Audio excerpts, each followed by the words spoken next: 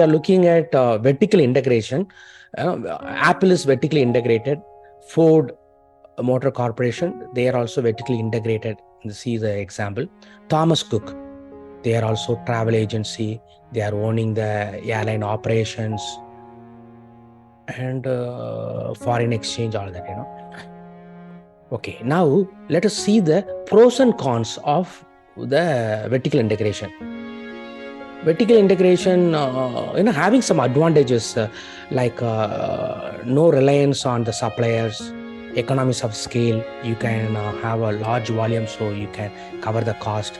Then potential access to monopolizing the suppliers, knocking off most popular brand name products. They knock off their competitors, so they own, their own supply chain. So they dictate the terms, so they have upper hand, and also lower cost. These are all advantages. But the flip side, if you see, is very expensive. Not the small players cannot get into the acquiring all the products, and the loss of workers, reduce flexibility. Not likely to have a culture that supports both retail stores and the factories. Okay, so now have you understood? Can I move on to the vertical integration? Is when the production company has ownership of the means of the production, distribution, and exhibition of the same company. Because of this, they receive all of the profit goes into their bracket. So they get all the profit for their own gain. Whereas horizontal integration, this is where the production company expands into other areas of own industry. This means that one company can develop in particular area of production, or they can buy out another company that deals with the same areas. You all know, I'll give you some example of horizontal integration, like Facebook, Instagram. You're all familiar with the Facebook. It's two separate, distinct entities, but they merge together.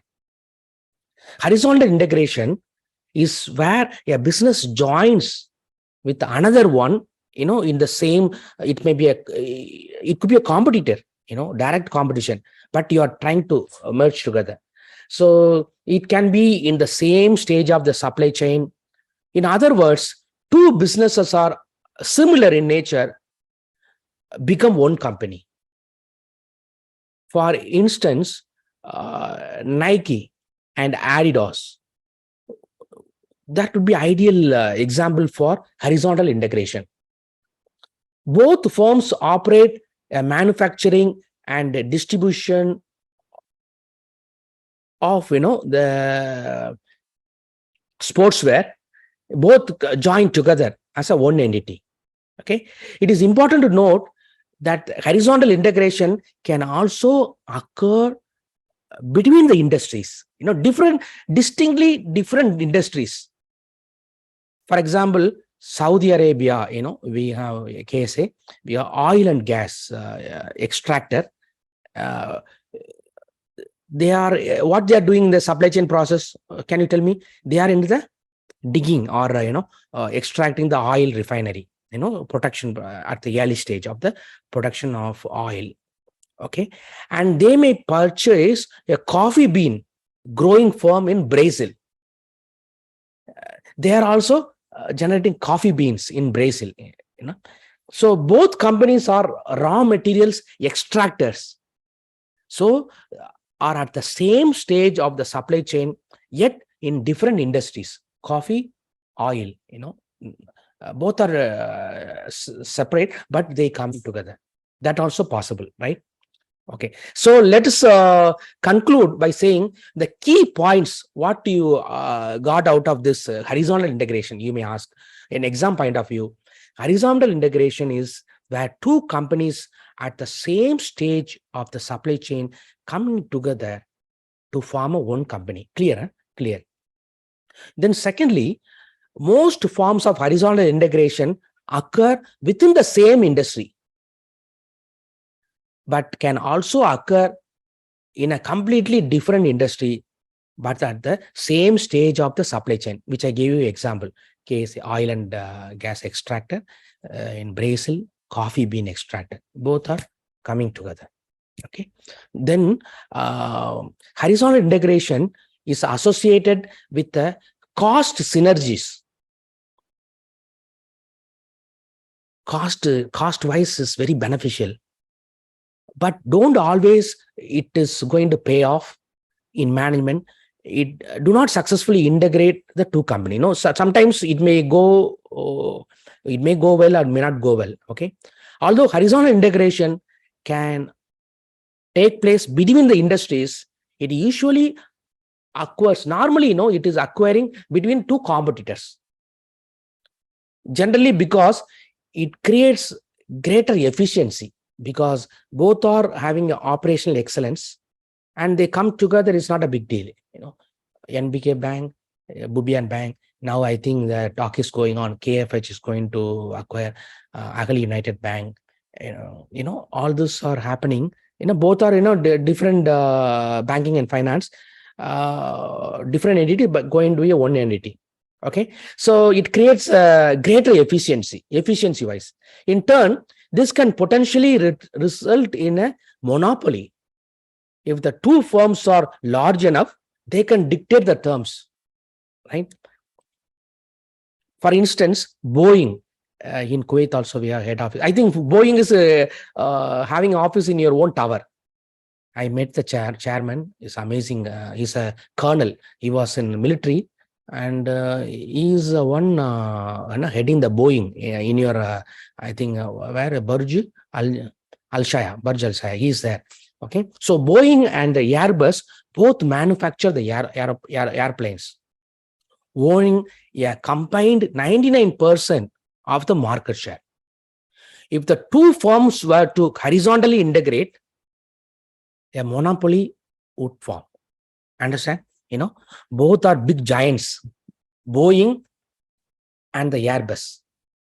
Both are manufacturing the airplanes. If they combine together, what will happen? 99% of market share they'll own, and the monopoly would form. Okay, so horizontal integration occurs when one company agrees to purchase another company in an acquisition. Alternatively, two companies may decide to form one company. They may come before they could acquire. They just talk about, plan out how it's going to be. The post-merger, it is going to be a one entity, and they all agree. And it is possible, quite possible, they become one entity. They agree to merge. Okay, this is done with the aim of capturing the number of advantages. Primarily, they are focusing on increasing the efficiency and lower cost of production. Okay, don't need to reinvent the wheel, duplicate. Already they are pioneer in the field, so they just come together, and they may reduce people, but not necessarily they have to increase any capabilities. Already they have everything. Okay, so it is increasing the efficiency and reducing the cost. Okay, so there may be an industry-wide pressure on cost. The pressure is piling up to reduce the cost. Perhaps inputs have increased, in the recent scenario in terms of the price. Okay, in turn, this can lead to competing firms are looking to horizontally integrate in order to reduce the burden of higher cost and benefits from the economies of the scale. For example, Facebook, when they operate, it has limited coverage, right? This cover, and equally Instagram also can cater into the similar services. But how come they come together? I'm going to narrate the story. Okay, so real case study. Alternatively, it may be to achieve a greater protection. What is happening by the byproduct? It is generating a purchasing power over the suppliers, thereby reducing the cost of the inputs. Okay, now I'm going to give you the case study. Whatever, you're all familiar with Facebook, you're already might be using. Facebook and Instagram. You all know the story. In 2012, Facebook purchased the photo sharing application Instagram for a matter of $1 billion. At this time, it was extortionate amount for a company with the 13 employees. For 13 employees, $1 billion is a big deal. Okay, so that is a deal, between Facebook and Instagram. They happily merged together. Yet both firms were operating in the, you all know, they are all pioneers in the social media industry, offering as a customers the way of socializing and communicating with each other. Okay, they both are giving a platform to socialize, communicate with each other. So these companies were direct competitors, cutthroat competition. Facebook saw that early on. Facebook had a proactive approach. Mark, he had a very intuition that it's going to be a real threat for him. So he thought about it, and he acquired it. The Instagram was going to take if the Instagram is going to take Facebook consumers, then it was best that it acquires in the early stage. That was his idea. So this was a good business for a Facebook, as Instagram is now valued. Now it is valued more than 100 billions. Can you imagine? Just a big quantum jump. So this was a good deal for the Facebook. It acquired an up and coming competitor. So this is a very smart deal. This is how we need to venture into kind of horizontal integration, while also diversifying its portfolio risk and income revenues. Diversifying the portfolio of the risk and income revenues. It's more different scenario we can get. For example, most of the companies here I see, HR consulting, training providers, they are providing mostly, this kind of SHRM, HRCI, more of soft skills, auditing and all kada. But they are not getting the hardcore of, AI technology, Oracle, SAP, Salesforce, the real problem, complexity involved, the technological skills, upgrading the technology skills, very important. So that way, we are thinking that, we can increase the portfolio of diversifying, ourselves, so that we can cover the risk and income revenues. That's the idea. Okay. Then I will give you another example. As you see here, Disney and Pixar. In 2006, Disney purchased Pixar. A deal was worth about around 7.4 billion. Both Disney and Pixar are in the business of making animated movies and shows.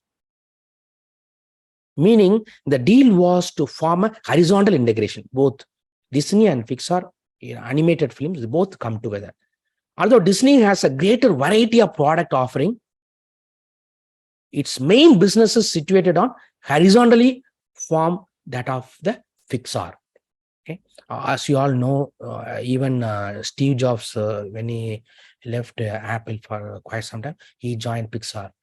There only he acquired the aesthetics of animation and the graphics, the 3D, all that he learned, and then he adapted in the Apple. That experience also contributed for his contribution. Okay, so the deal benefited both the parties, Pixar and the Disney, and had a state-of-the-art innovative design studios they had, whilst Disney had the big budgets and distribution network. Disney, all they have a broad network. Okay, then we have another example, Vodafone and Idea. Vodafone Idea, you all know, is a very popular cellular telecommunication providers in India, big players. They merged to create the largest telecommunications firm in India, owning around 35% of the market share. This is a big deal. Both firms were selling telecommunication services such as mobile phone, and internet providing. Now with the 5G also they have started offering, making it a clear example of horizontal integration. The deal become one of the necessity as a new entrant, because in India, the big players, Reliance, Jio, that took more market share by lowering the cost. They're playing with the cost factors. They're offering initially were offering many of the services free. Later on, they charge the people, and they acquired large customer base. Eventually, the Jio became a market leader in 2019. Jio became popular due to its cheap and competitive offering. Okay, this skews the profit margins in the industry, and all but forced the Vodafone and Idea. That kind of pressure made Idea and Vodafone to merge together, so that they can play big and compete against the Reliance, big player in India. According to the deal, $2 billion in savings were meant to be made. That kind of profit margin. They had so although it is still too soon to tell whether the deal was a success or a failure, but it was a smart deal. Okay. Then we have Exxon and Mobil. Exxon and Mobil in the oil industry were the two distinct giants, as you all know. We all know Exxon Mobil is one company today, but that entity originates from way back 1998, merger between Exxon and Mobil. Two separate companies in the oil and gas industry. At the same time, the merger was said to be worth around 73 billion, making it the third most valuable company in the world. So this horizontal integration, between the two oil giants was driven by falling oil prices and global competitive pressures put on these entities. So the merger helped the firm to diversify its portfolio, which each company having foothold in a different deep water exploration, extraction of the oil in Western Africa, whilst Mobil had facilities present in Nigeria and Equatorial Guinea. Okay, so these are all advantages. You may ask, what is a big deal? The advantages are, you need to consider the advantages, the kind of deals are making. Economies of scale, number one. When two companies are merging together, they can benefit from number of efficiencies. First of all, it does not need so many staff members. Even recently in Kuwait, you all know Agility, one of the biggest logistics firm. They have one subsidiary company called National Aviation Services, NAS. So they made a big deal, acquiring Menzies, the airport logistics provider. They become a very big, by doing this kind of merger. Okay, so by doing that, economies of scale. Okay, so especially after the post pandemic, it was a big deal. By the way. Okay, for instance, finance and HR can also what will happen, as by doing this, you may get a laying off also going on. HR might get a lot of redundancies, as many of the tasks can be condensed and made more efficient. For example, National Aviation Services, they were considering total rewards manager earlier, but after post merger, that position itself become redundant, because Menzies, they already had that kind of capability to cater to all these needs. This is one example, clearly I'm aware of. So the combined company can also benefit from the increased purchasing power. of their suppliers, as well as the knowledge and the expertise of the company while combining. They share their know-how, the expertise. This is another advantage. Okay, as well as one company may have more efficient process that it can share with the other entity, thereby reducing the cost. That is a key advantage. Okay, then the second advantage, if you ask me, it is actually market power. As part of the horizontal integration, by coming together, two companies are joining together and creating an even bigger one. The market share of each combined together, making like 2 plus 2 is not 4, but beyond synergy happening. Okay, this means that it has a greater ability to dictate the prices in the market. That is another advantage. They have the they have the ability to dictate, and also direct the market. So this influence covers both its power to dictate the prices for the consumers, but also for the suppliers as well. Both ends, they are able to dictate. Both have fewer options to buy or sell to respectively. Now, finally, they are narrowing down. Okay, so this allows the new firm to benefit from the lower cost and potentially higher sales prices. Okay, this is a second advantage. The third advantage is a product differentiation. We all talked about, 3 generic strategies. One of this is differentiation, right? So horizontal integration generally occurs when two companies in the same industry combining together, but at the same stage of the supply chain. Okay, that's how it's happening. We would therefore expect a significant level of product overlap is happening, because of this coming together in the similar nature. They may at times overlap. However, there is also some level of product differentiation. If you look at the, as we discussed, Facebook and Instagram, if you carefully look at that example, both are social media entities.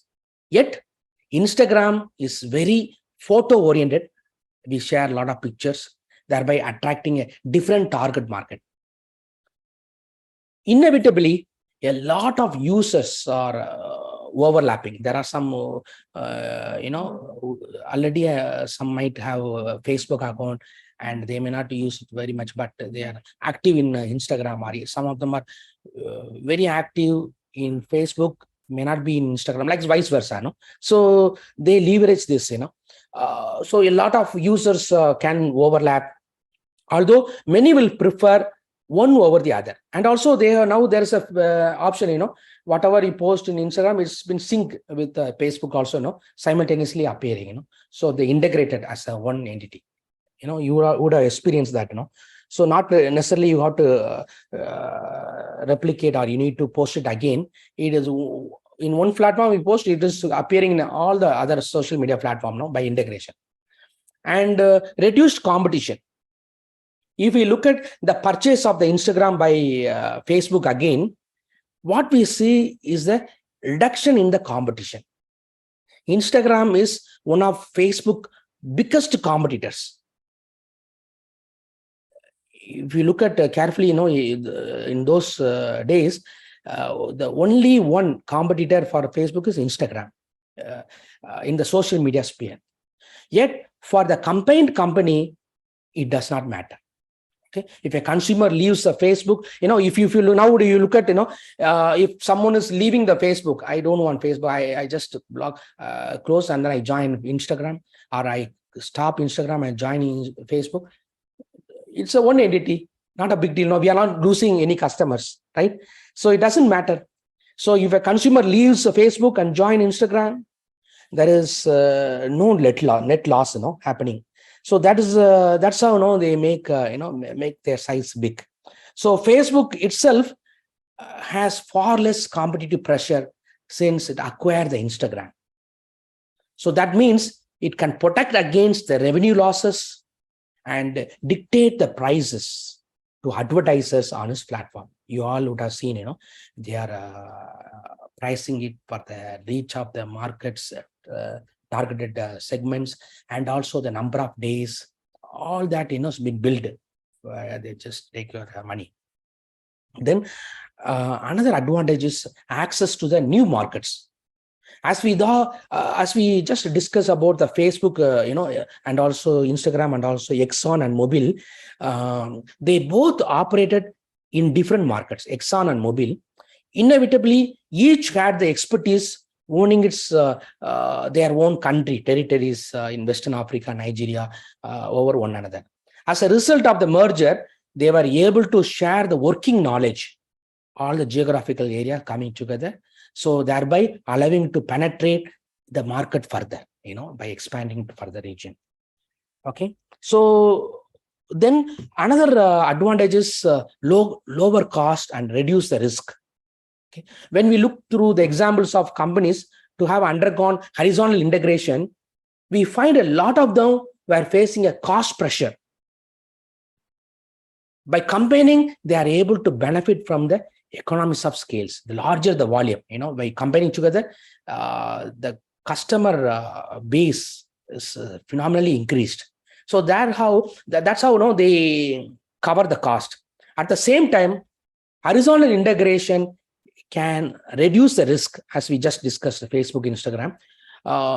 For instance, if the two companies are operating in different countries, for example, someone is operating in GCC, other one is operating in East Asia, it reduces the risk of both a decline in domestic demand, but also, it also take care of the currency fluctuations.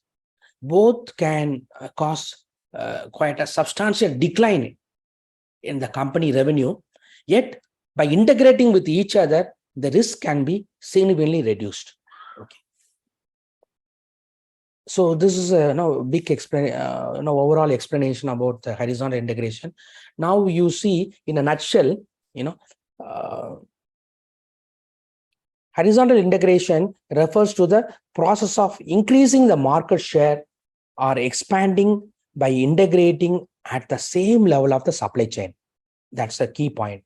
So, and with the same industry, perhaps a manufacturer who buys or merges with another manufacturer in the same industry is an example of horizontal integration. That I told you, Saudi oil and gas extractor acquiring Brazilian company, coffee extract and coffee bean, both are coming together.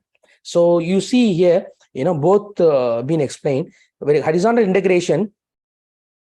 Okay, sorry. Now you see, horizontal integration is like, in that supply chain vertical, you are going, it can be a forward integration or backward integration, right? Suppliers, community, producers, backward integration, manufacturer, distributors, wholesaler, retailers. And the horizontal integration is happening. Company can be A, B, C, and similar industries coming together, okay, in the manufacturing. Got it? Okay. Let's get to the quiz now.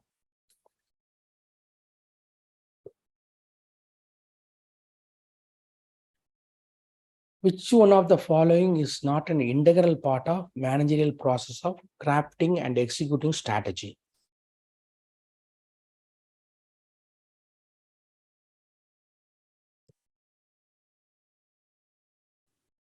Developing a proven business model. Brilliant. Yeah. So, you saw earlier the roadmap for the strategic planning. Nowhere we see this business model canvas in that roadmap, starting from the vision, mission, values to till strategy execution. You didn't see that, that plan. So that's the right answer. Very good. So strategic execution or implementation refers to translate the higher level of strategy to something actionable and measurable. Okay, while helping the employees and others to understand how they can contribute to the results. The organization, what they're seeking is, at the end of the day, you need to produce the results. Okay, so developing a proven business model should be done in strategic planning, not implementation stage. Okay, so when you are, for example, starting a new business, So you may get into developing a business model canvas to address all that 9 boxes, we'll discuss later. Okay, now I'm going to get a deep dive into strategy implementation. Shall we have a break, or later we'll have a break? It's okay, later. Later, okay. So now the strategy implementation, if you look at, earlier we discussed the balance scorecard, the 4 perspectives. We discussed not only 4, innovation also been added, finance, customers, internal processes, learning and growth. These are all balance scorecard at the core. Okay. And we are going to now discuss how it's been interlinked. Okay. So first and foremost, you need to clarify the vision, gain the consensus of all the stakeholder, solidify your vision statement, in a elevator pitch. You need to be ready with the vision statement, and then articulate a shared vision, supply the strategic feedback, facilitate the strategic review and learning. Okay, then communicate to a different level, cascade to different level, set the goals, maybe KPIs, KRAs, or the management objectives, all that. Then link the reward to performance measures, coupling with reward and performance, merit review you may do. Then set the targets, align the strategic initiatives, allocate the resources, establish the milestones. Okay. So you all know, when the companies are failing to deliver what is supposed to deliver, promises, the most frequent explanation is that the CEO strategy was wrong. CEO is the one to blame. But the strategy by itself is not often the cause. Strategies most often fail because they are not executed well.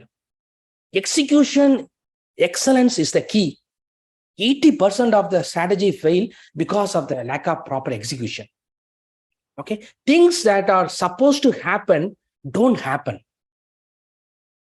No worthwhile strategies can be planned without taking into account the organization's ability to execute it. Okay, you might have a very wishful, big statement, to conquer the market and be a number one, blah, blah, blah. But do you have, the feasible strategy, taking into account your capabilities to execute it? That you need to reflect on. So the balance scorecard concept was created by Drs. Robert Kaplan and David P. Norton. In Kuwait, I happened to see today while I was researching, Palladium is a organization. They are actually directly coming under this, owned by Dr. Kaplan and David P. Norton. Okay, so their job is to implement this balance scorecard in various enterprises. So, this company where they started, what they started, Palladium Group. Palladium, Palladium, Palladium Group. This is one they founded, and it's having a presence in Kuwait as well. It is a philosophical underpinning of the Palladium execution premium process they came out with. Besides helping the organizations to articulate the strategy in actionable terms, the balance scorecard is serving as a tool to implement your bigger vision, mission statement, lofty statements to a actionable in a at the bottom line, to get things done. This is a tool to helping you, to measure and get things in a proper way. Okay, by mobilizing, aligning the executives, and the employees, or everyone is being aligned, managers and employees, for making a strategy a continual process. This is helping you. Okay, so used this way, the scorecard can addresses a serious deficiency in a traditional management systems. Okay, in a traditional management systems, our investor stakeholders were concerned about only the profit. Philus, as long as I get my profit, I'm not concerned about anything. But here, the balance scorecard, you are able to balance, to have a sustainability for a long term. That's a focus here, right? So that's a paradigm shift from only profit making, money oriented to we need to have all this perspective in place. We need to have a proper system to execute in a continual process. So the scorecard, is helping you to addresses a serious deficiency in a traditional management system. That's why it's gained popularity. It is the hot topic. It became a hot topic. And all the tools, business intelligence, SAP, Oracle, all this, it is helping the balance scorecard to automate. Is providing technology is being leveraged to execute the balance scorecard through the system. It's giving you more efficiency. By click of the button, you get all this dashboard. Okay, so this is advantage, right? So most of the companies are operational, and the management control systems are built around, all the companies are built around the financial measures. Last time you were all talking about, you are busy with your SAP budgeting process, financial and targets, fixing the targets, which bear little relation to the company's progress in achieving the long-term objectives. The budgeting all are doing for the year, short term, but for the long-term objectives, strategy objectives, that should be a connection, right? So this balance scorecard is giving you, insight to build year on year on a rolling basis, 5 years long-term strategy plan.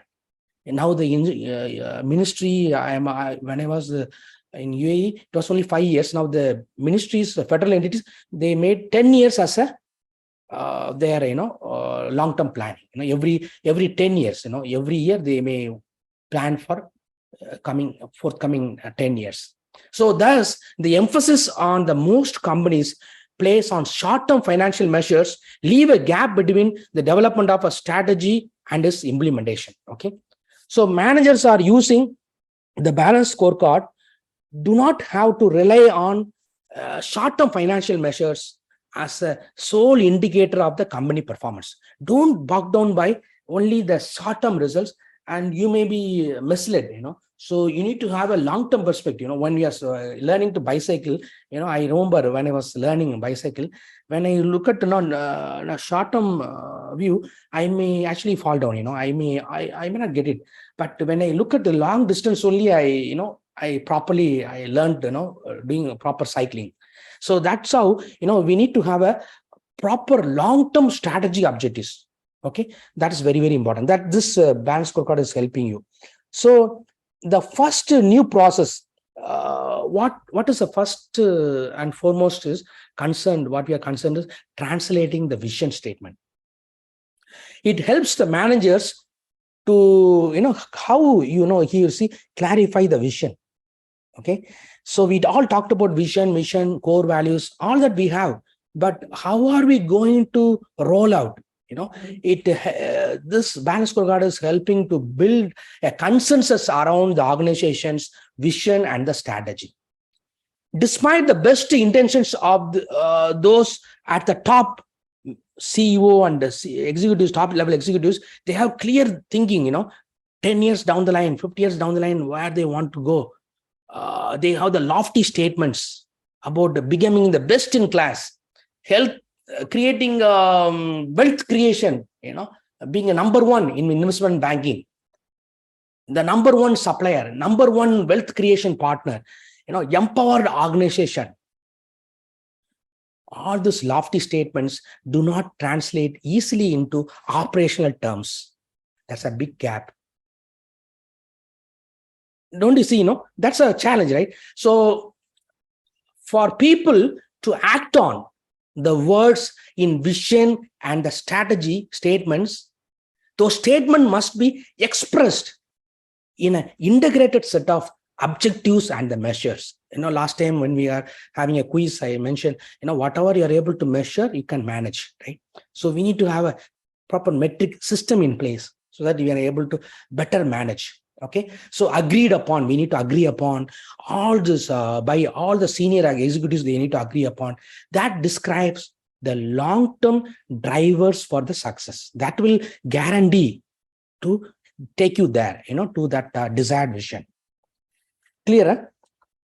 Now we'll move on to the second process, the stage of, you see here, now we talked about clarifying the vision, gaining the consensus of the different stakeholders. Now we are moving to the linking, communicating, and educating, setting goals to the middle level managers. They are playing a very important role, vital role.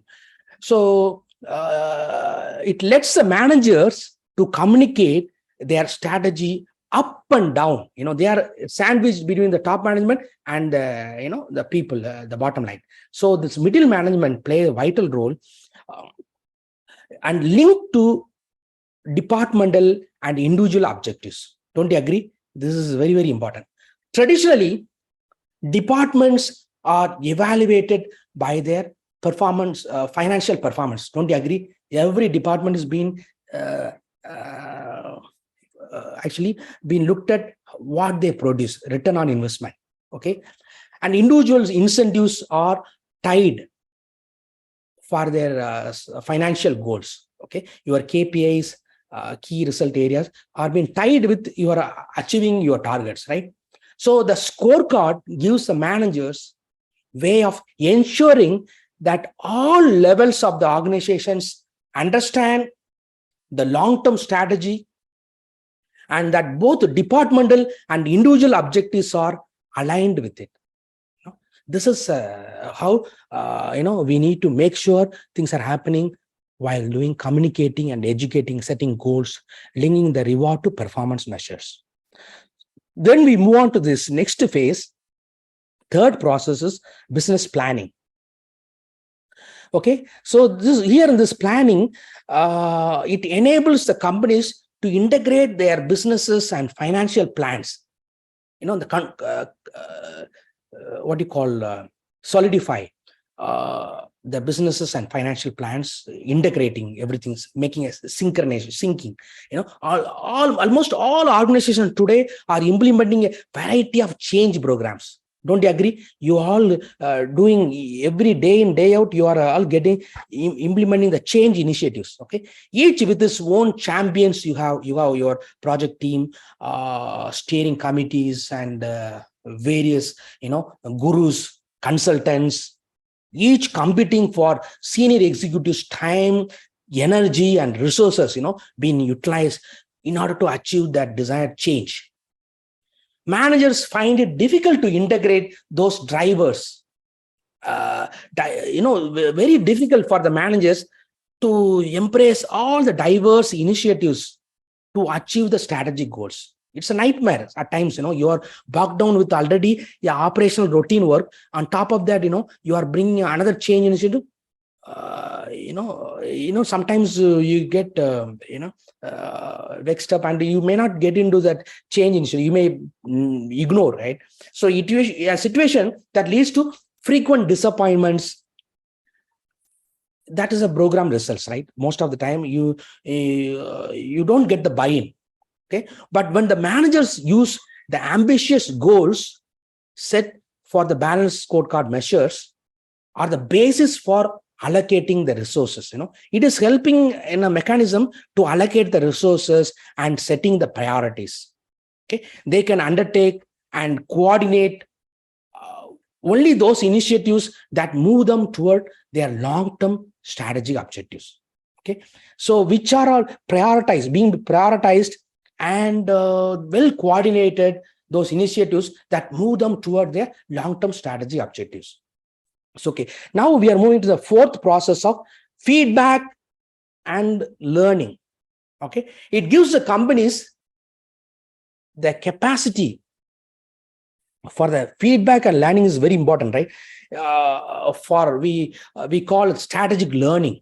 Okay, existing feedback and review process focus on whether the company its departments or individual employees have met their budgeted financial goals, you are tracking month by month, quarterly, you are tracking whether you are going on track with the budget and budget versus actual, right?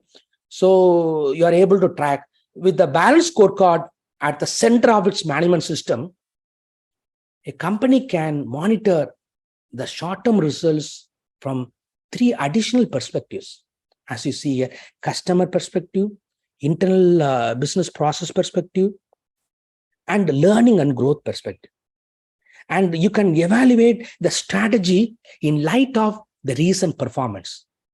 You always do a pulse check, whether you are going on track or off track or above the level. You can always check in terms of customers, internal processes, learning and growth, and evaluate your strategy in the light of the recent performance, what's going on.